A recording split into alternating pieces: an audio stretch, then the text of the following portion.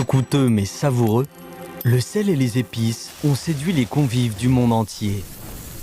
Mais il y a des centaines d'années, ces condiments ordinaires jouaient un rôle central dans le monde des affaires.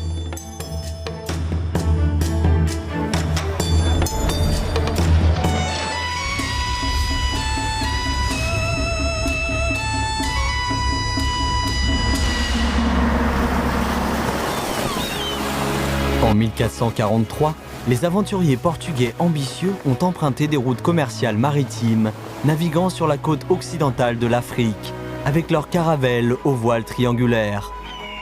À l'est du continent eurasien, une caravane commerciale chinoise se dirigeait à la fois vers le nord et l'ouest. Elle s'effrayait un chemin à travers les steppes et les déserts sur une route commerciale terrestre pleine de défis.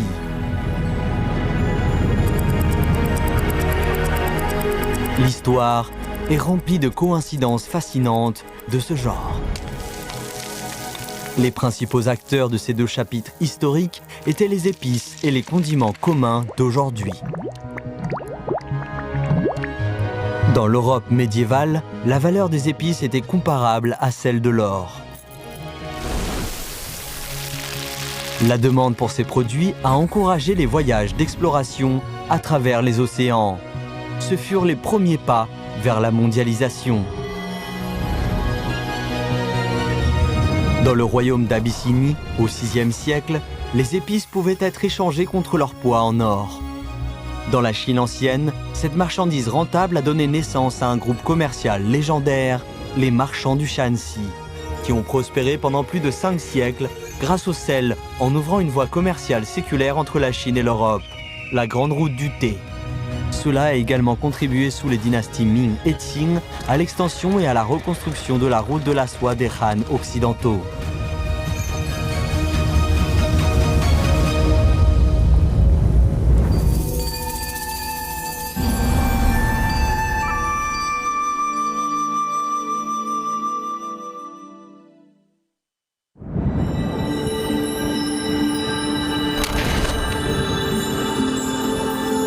Durant 50 millions d'années, le lac salé de Yunchang a semblé être une sorte de disque magique enchanteur, changeant de couleur magnifique et continuant à produire inlassablement du sel comestible.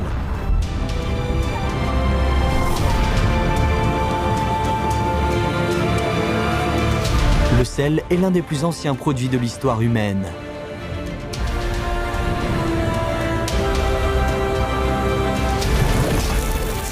Fruit de la sagesse des hommes, ces cristaux blancs immaculés ont créé de la richesse tout en étant mêlés à des luttes de pouvoir.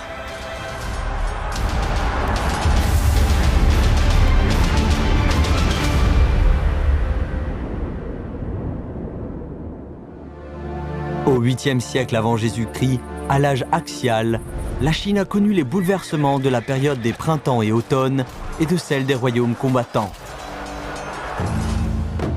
L'état de Jin, favorisé géographiquement par la nature, a prospéré grâce à son lac salé de Yunchang. Yidun, le premier marchand du Shanxi, s'est enrichi en exploitant l'industrie du sel et a été vénéré par les générations suivantes comme étant le pionnier du commerce et de l'échange.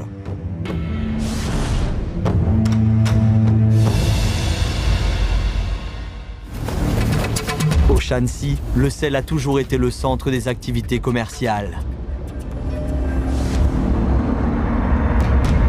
En 1368, la dynastie Ming a été fondée. Pour défendre la frontière nord, 9 forteresses militaires ont été établies le long de la Grande Muraille et des centaines de milliers de soldats y ont été stationnés. L'énorme quantité de provisions nécessaires pour ces troupes mettait à rude épreuve le trésor de l'État. 据大明会典记载，当时边关的辽东、宣府、大同、延绥4个边镇，每一年就需要粮食250米万担。250米万担是个什么概念呢？可以养活10多万个家庭，够当时搬个南京城的人11年。En 1370, le directeur du secrétariat central, Yang Xian, a présenté une pétition à l'empereur fondateur des Ming, Zhu Yuanzhang. Il a demandé à la cour impériale d'encourager les marchands à transporter des provisions militaires vers les 9 forteresses frontalières. En échange, ces marchands obtiendraient un certificat de sel qui leur donnerait le droit de s'engager dans le secteur du sel. Cette réforme, connue sous le nom de loi Kaizhong, offrait une solution à un dilemme majeur. Cependant, l'empereur avait des inquiétudes.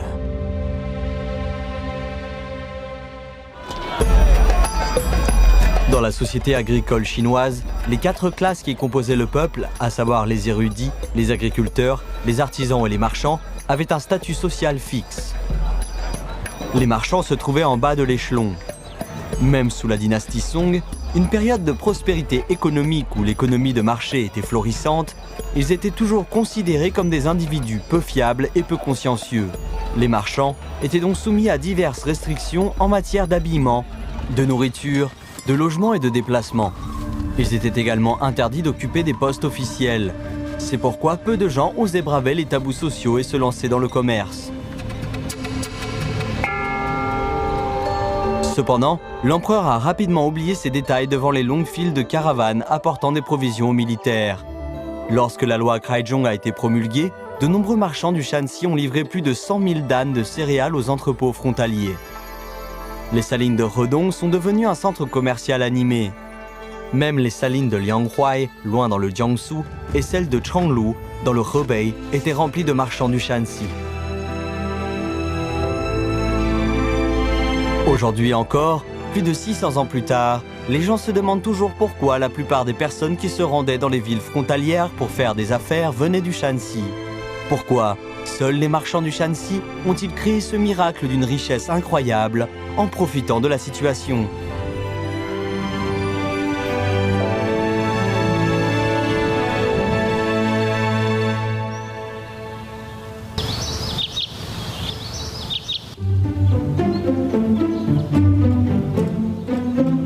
以我们现在所处的位置为界，一边半湿润，一边半干旱，一边是森林，一边是草原，一边农耕，一边游牧，一边人口密集，一边地广人稀。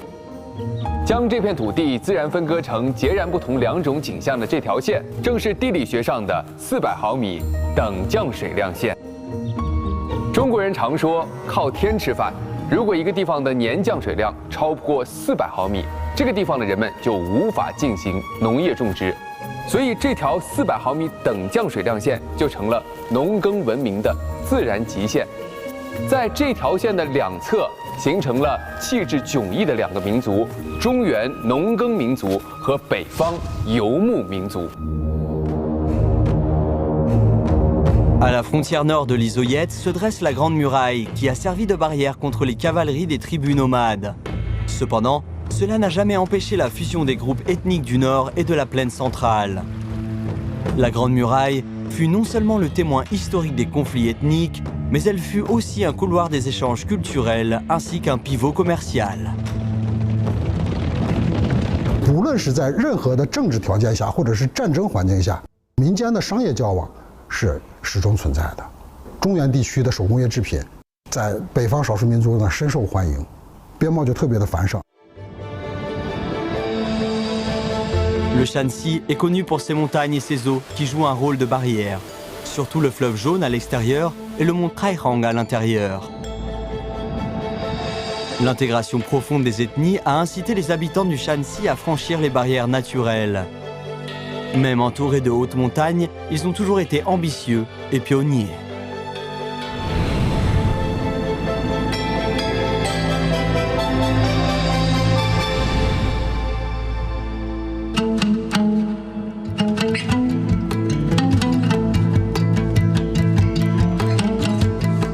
Dans l'histoire, le Shanxi a joué un rôle crucial en tant que carrefour commercial reliant l'Est à l'Ouest et le Nord au Sud.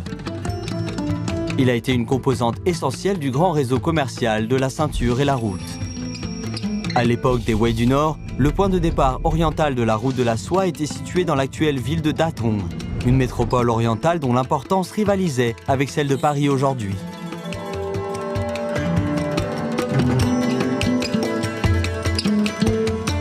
Sous les dynasties Sui et Trang, de nombreux marchands des contrées occidentales ainsi que des envoyés étrangers et des commerçants de Perse, de Sogdiane et d'Inde se passaient par Taiyuan, la capitale d'aujourd'hui du Shanxi, avant d'aller en Europe en passant par la Mongolie.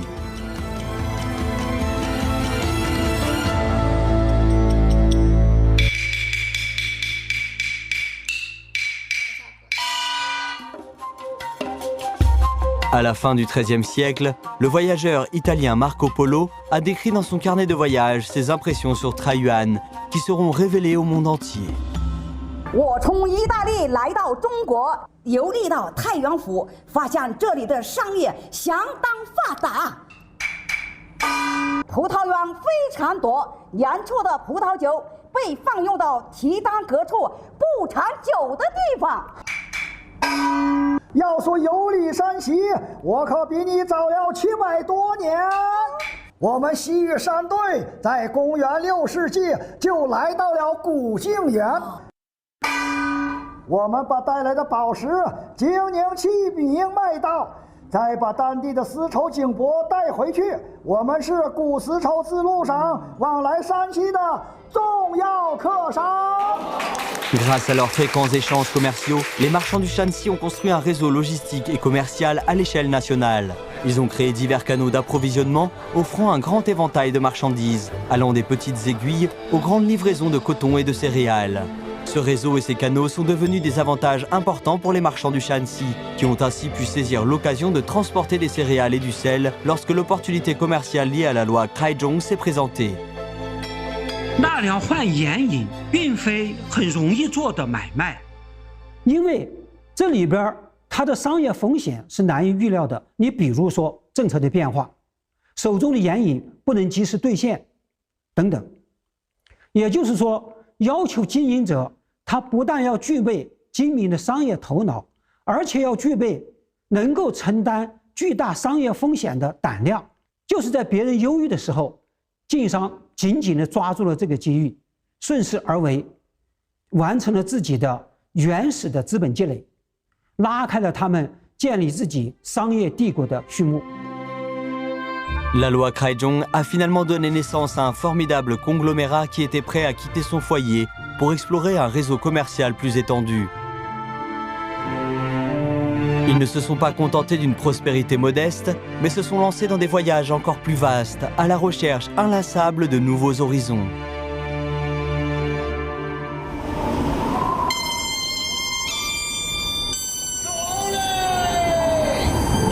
La triste balade Exode vers la région Sikho, région située au-delà de la Grande Muraille, raconte une histoire amère. Ces hommes du Shanxi ont essuyé leurs larmes et sont résolument sortis de chez eux. Partis de zéro, ils ont fait preuve d'un esprit pionnier et d'une bravoure extraordinaire. Ils ont ouvert la grande route du thé, créé des piaohao, banques privées, et une ville marquée par sa civilisation commerciale. Parmi eux, on trouve Tiao Guifa, l'ancêtre de la famille Tiao du district de Xixien, et Chang Wei, l'ancêtre de la famille Chang du district de Yuzhi.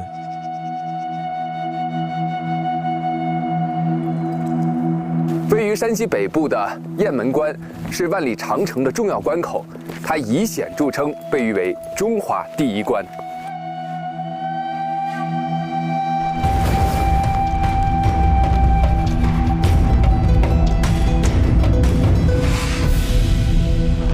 出了雁门关，往北再走100里，有一个叫黄花梁的地方，就是这个地方。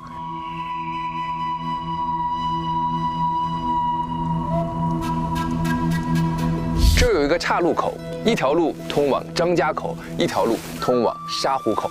当年背井离乡走西口的山西人，其实他们并不知道到底应该往东走还是往西走，所以就在这个岔路口抛鞋择路。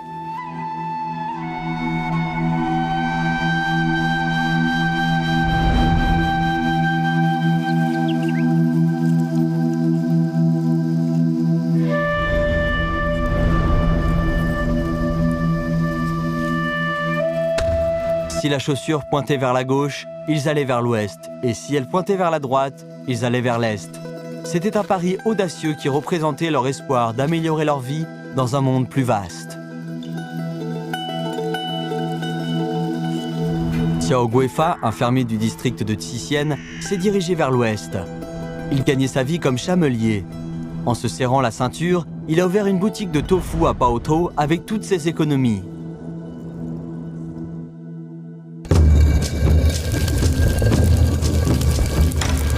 Les affaires de son atelier de tofu sont devenues de plus en plus prospères, mais Xiao Guifa avait des projets plus ambitieux. Face à la concurrence féroce de ses pairs, il a opté pour une transformation décisive et s'est lancé dans les transactions à terme de céréales, ce qui lui a permis de faire fortune. La réussite de la première transformation a renforcé son idéal commercial d'opération multisectorielle. Ayant vendu du fourrage et ouvert des huileries ainsi que des monts de piété, la famille Xiao a étendu son territoire commercial de la Mongolie intérieure aux principales villes commerciales du nord-est, du nord-ouest et d'autres régions.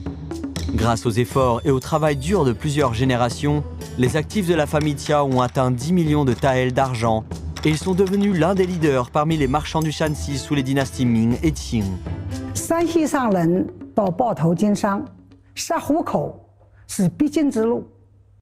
当时有句民谣是这样唱的：“杀虎口，杀虎口，没有钱财难过口，不是丢钱财，就是刀砍头。过了虎口，心还抖。”但是，像乔桂发这样的山西商人，从来没有退却，走出去的人越来越多。 Lorsque Xiao Guifa dirigeait sa boutique de tofu à Baotou, les compatriotes de Monsieur Xiao, Chang Wei et son fils de la famille Chang de Yutze avaient déjà établi avec succès le magasin Da de Yu à Zhangjiakou. Au carrefour de Huanghualiang, 50 ans avant Xiao Guifa, Chang Wei avait décidé de se diriger vers l'est. «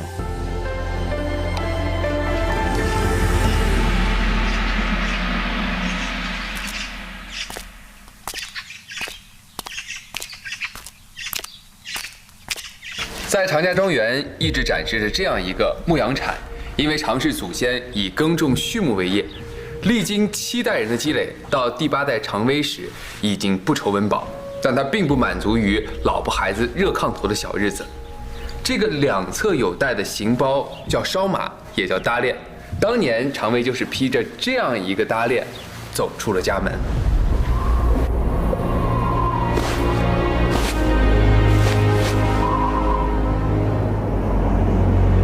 En 1681, lors de la 20e année du règne de l'empereur Kangxi des Qing, Chang Wei, âgé de 20 ans, s'est rendu à Zhangjiakou où il a installé une échoffe de tissu en utilisant des économies qu'il avait faites avec ses compétences en médecine traditionnelle et en cartomancie.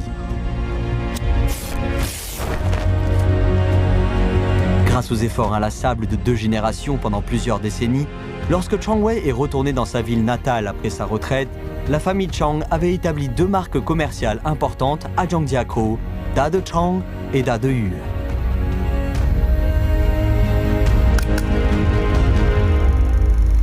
Cet extrait du film montre la scène animée qui régnait à l'extérieur de la porte d'Ading de Zhangjiakou en 1928.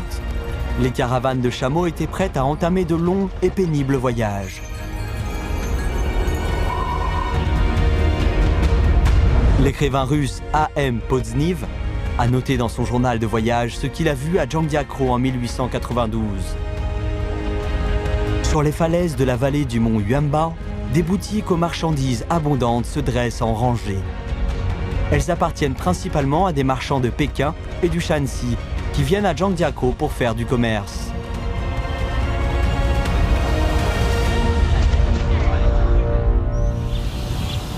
Chang Wanda, le fils de Chang Wei, a découvert lors de ses échanges commerciaux avec des commerçants russes et mongols que les Russes adoraient le thé chinois, en particulier le thé noir du mont Wuyi. C'est ainsi que Chang Wanda a pris la décision audacieuse de transférer le siège de Da de Yu de Zhangjiakou à la frontière sino-russe pour rétablir le commerce du thé avec la Russie. Il ne s'est épargné aucun effort pour ouvrir la grande route du thé. Alors que le commerce du sel reposait auparavant sur les avantages offerts par les ressources locales, cette étape comportait des risques et des aventures inconnues.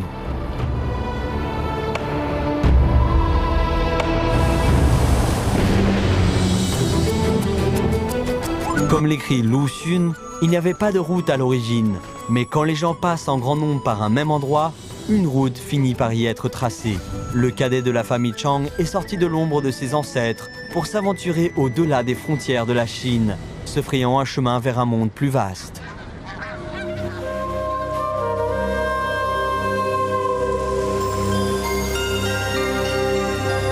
Les eaux de Laoye Miao sur le lac Poyang sont connues comme étant le triangle des Bermudes de la Chine, car d'innombrables navires y ont disparu au fil des siècles, même ceux qui pesaient plus de 2000 tonnes.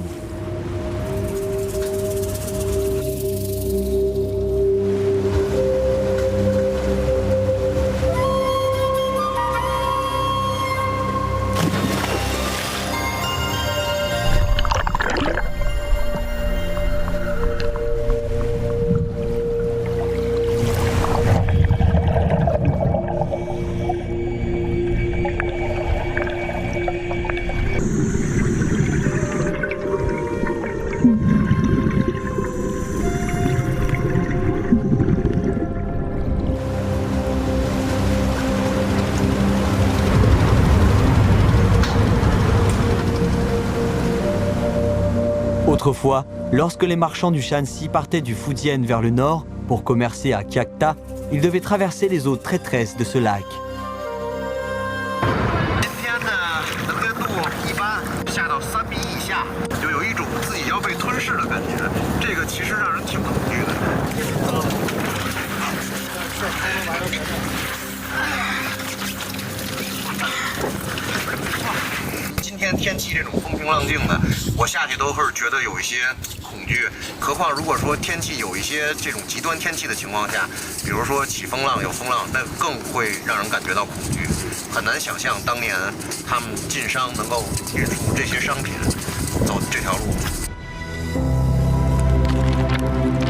En 1885, le livre 2 du Capital a été publié à Londres. Karl Marx y a mentionné la route du thé qui s'étendait sur plus de 5000 km et dont les marchands chinois étaient les pionniers.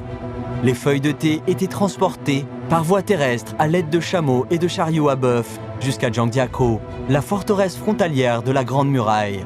De là, elles traversaient les steppes, les déserts, dont le Gobi, parcourant ainsi plus de 1282 verstes pour atteindre Kiakta. La route partait des régions productrices de thé en Chine, dont le Fujian, le Hunan et le Hubei. Elle menait à Kiakta, le seul port terrestre de Chine à l'époque, puis à la Russie. Cette vaste route traversait 32 latitudes du sud au nord, amenant les marchands à franchir des rapides dangereux, des montagnes escarpées et des déserts arides. So you have to deal with major weather conditions, the terrain, and especially in northern or northwestern China, has very long summers, very long winters. We had many wolves in this area, and they traveled around in packs. So a lot of the merchants had to stick together.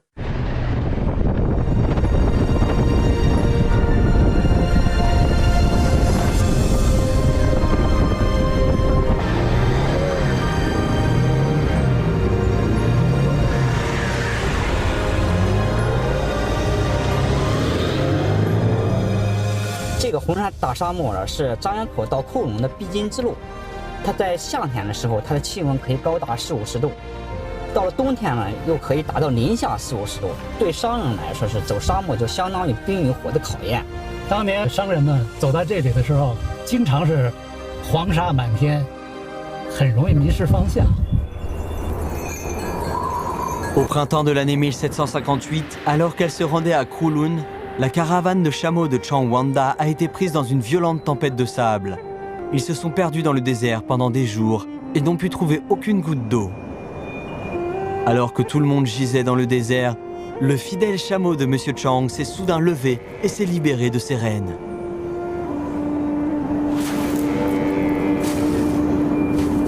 « 骆驼要挣扎着跑，小伙计赶紧拽住缰绳。长安达一看，说得了，都到了这个时候了，你把缰绳松开吧，多活一个算一个，让他走吧。”小伙计解下了缰绳，这个骆驼起身以后，向沙坡底下走去，翻上了一个沙梁以后，回头鸣叫，没有跑掉。骆驼到了沟底就开始刨这个沙地，用掌刨。长安他说这儿肯定有水，大家努力。大家一起下去以后拼命的挖，最后终于挖出了一眼泉水。Un chameau a sauvé une caravane composée d'une dizaine de personnes. Sur le chemin du retour, M. Chang a emporté plusieurs morceaux de bois pour entourer la source d'une clôture. Dans les années qui ont suivi, d'innombrables caravanes commerciales se sont appuyées sur ce puits salvateur pour survivre dans le désert.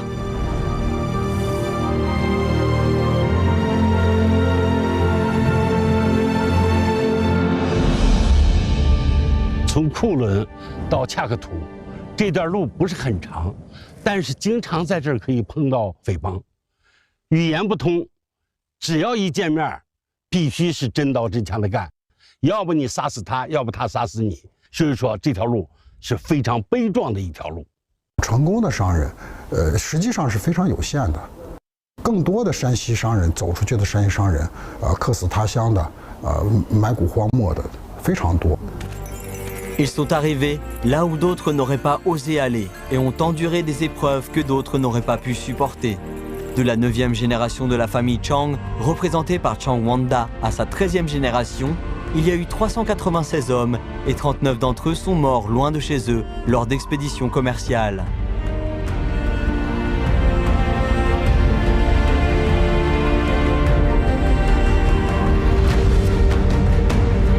Les marchands du Shanxi qui ont traversé des épreuves ont finalement établi une route commerciale sur la carte de la Chine, depuis Dajingmen à Zhangjiakou jusqu'à Kiakta, en passant par Kowloon. Avec des feuilles de thé, ils ont allumé la flamme de la vie sur plus de 10 000 km de frontières glaciales et enneigées entre la Chine et la Russie. La frontière de 300 mètres de large était divisée en deux parties par deux clôtures de bois. Au côté nord se trouvait Kiakta, qui signifie en russe un endroit où l'on boit du thé. Le côté sud, à l'intérieur du territoire chinois à l'époque, était habité principalement par des marchands du Shanxi qui appelaient le commerce Mai Mai, achat et vente, ce qui a donné à l'endroit le nom de Mai Machin, Altambulag de nos jours.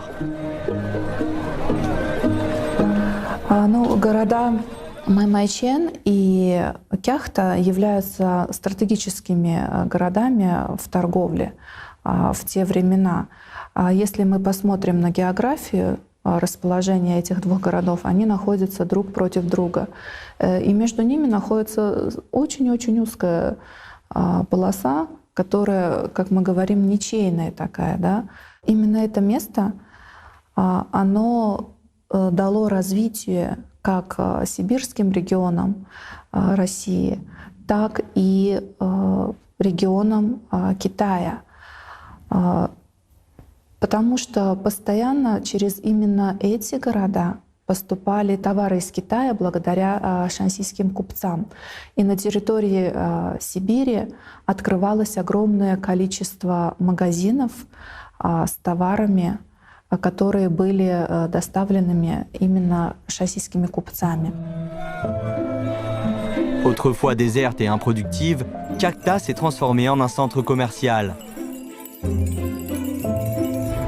En août 1793, une délégation britannique s'est rendue en Chine et a offert un magnifique globe terrestre à l'empereur Qianlong, âgé de 80 ans. En retour, ils ont reçu en cadeau une brique de thé chinois. Cet échange de cadeaux témoigne d'une entente tacite incroyable. À cette époque, la grande route du thé tracée par les marchands chinois s'étendait déjà vers l'ouest depuis le territoire russe, rayonnant à travers l'Asie centrale jusqu'au cœur de l'Europe. Sur ce globe terrestre, elle traçait une courbe remarquable. 万里茶路呢，它应该是明清时期对古丝绸之路的一种重构或者重建、延展或者开发。Ces marchands qui donc vendent le thé à travers tout au long de cette route, arrivaient en Russie et même aussi jusqu'à Moscou, Saint-Pétersbourg, en Europe.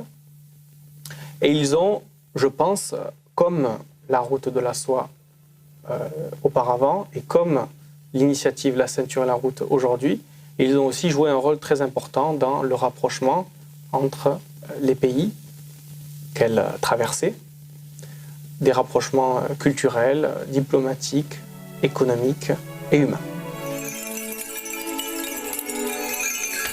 Pendant des siècles, sous les dynasties Ming et Qing, d'innombrables marchands du Shanxi ont profité de l'essor de la route de la soie.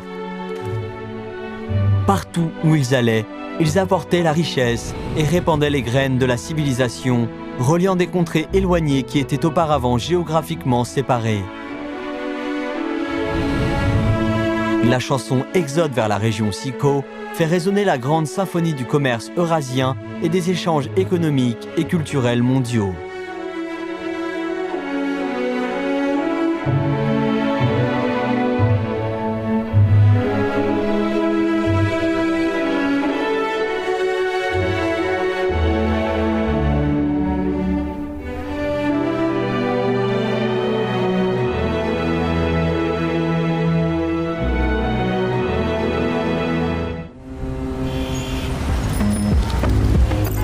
Il y a 126 ans, au numéro 6 du Bund à Shanghai, est née la première banque moderne chinoise, la Banque impériale de Chine.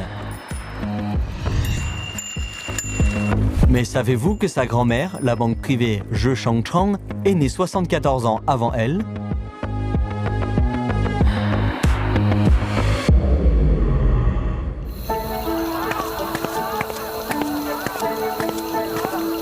Li Datuan était un jeune maître à la teinturerie Xiyuchang à Pingyao, dans le Shanxi, au début du 19e siècle. Un jour, il a rencontré dans la rue un assistant astucieux qui pouvait prédire avec précision le résultat des dés. Cet assistant avait l'esprit vif et pouvait calculer instantanément les points dès que les dés tombaient.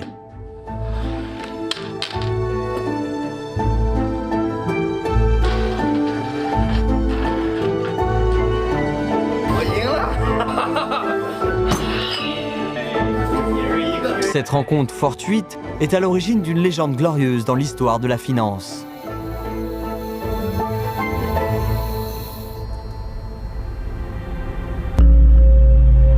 Cet assistant, qui s'appelait Lei Lutai, a été plus tard nommé par Li Datuan au poste de directeur de la succursale de Pékin pour la teinturerie Xiyuchang. Cependant, son talent pour les affaires allait bien au-delà de sa sensibilité aux chiffres.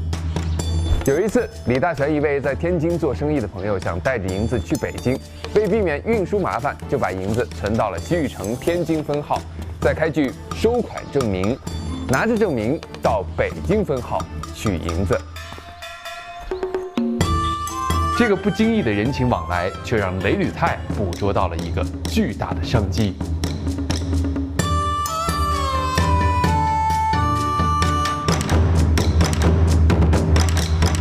En remplaçant le dangereux système traditionnel de protection des biens par un simple billet à ordre, les hommes d'affaires pouvaient désormais commercer librement dans tout le pays en présentant simplement ce billet. L'innovation de Lei Lutai en matière d'échanges interrégionaux a introduit une toute nouvelle forme de finance dans la Chine ancienne. En 1823, la teinturerie Xiyuchang est devenue la banque privée Zhe Shangchang et Lei Lutai est devenu le fondateur du secteur bancaire chinois. 凭一张汇票就可以实现异地存取白银，这是经商的独到的智慧。山西商人的活动不仅在国内，还在国外。当时在俄罗斯、新加坡、日本都可以实现一张汇票汇通天下。 Libérés du fardeau du transport de l'argent, les réseaux financiers de la Chine se sont développés rapidement. Les marchands du Shanxi ont presque monopolisé le secteur financier du pays pendant près d'un siècle. Rien qu'en 1881, ils possédaient 33 succursales à Hankou. Ils tenaient les rênes de la finance chinoise et ont largement contribué à l'intégration des capitaux commerciaux et financiers en Chine. Après la guerre sino-japonaise de 1894, ils ont même étendu leur banque privée au Japon. Et les affaires transfrontalières pouvaient être réalisées avec une simple lettre de change. Même Liang Qichao, érudit de la Chine moderne, était fier de cette création ingénieuse. L'écrivain contemporain Hu Qiuyu a fait l'éloge des marchands du Shanxi en ces termes. Les gens peuvent admirer leur capacité d'adaptation, mais la découverte de ces opportunités était précisément due à leur esprit ouvert et à leur perspicacité. Мне кажется, что Циншан — это очень смелые люди, которые всегда хотят быть первыми. Они не боятся никаких трудностей и всегда их преодолевают. Ну, мне кажется, это вообще качество всей китайской нации. Les marchands du Shanxi ont traversé 5 siècles de vicissitudes. Passant du commerce du sel à celui du thé, ils ont atteint l'apogée avec l'émergence des banques privées. Grâce à leur sagesse, à leur ténacité et à leur stratégie, ils ont ouvert une grande route du thé de 5150 km à travers le continent eurasien, créant ainsi un grand corridor économique connectant le monde.